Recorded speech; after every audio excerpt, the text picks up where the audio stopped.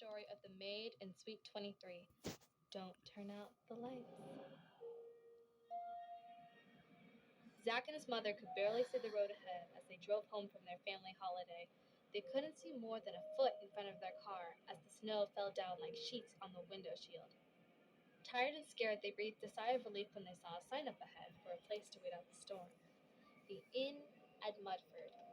They'd spend the night and finish the drive in the morning when the storm had passed.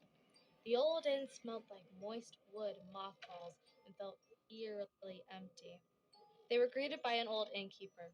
He informed them excitedly that they were his only guest, and so he'd give them his favorite suite to stay in. Oh. He led them to Suite 23. He showed them the first room. It was large and luxurious, with a king bed and large windows. Then he showed them down the hall to the second room, where Zach would stay. It was smaller with a twin bed. Back when people used to travel with staff, the innkeeper explained, this is where the maid would sleep. Once he was done with his tour, the innkeeper bid them good night and left the room. Zach got ready for bed. That night, Zach was awoken by a faint knock on the door. Turn down service, a voice faintly called from beyond the closed door.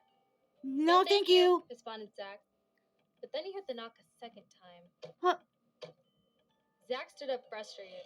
What kind of maid visited in the middle of the night? He opened the door, but no one was there. Perhaps he was dreaming, he thought. He closed the door, locked it, and got back into bed. But something strange happened to Zach as he slept. When he awoke, all his clothes were neatly folded and put away. His bed was made around him, and his hair was carefully combed. He gathered his things and went to the front desk. Mom was already in the middle of checking out, clearly losing patience with the old innkeeper as he filled out his paperwork by hand. She went to get the car as Zach waited with the bags. The innkeeper silently stood behind the desk, watching Zach as he stared out the window. The innkeeper thanked Zach for his stay. It can get quiet around here with just me and the maid who died 200 years ago. A chill went down his spine. Zach heard bags outside. The maid couldn't be 200 years old. That was impossible.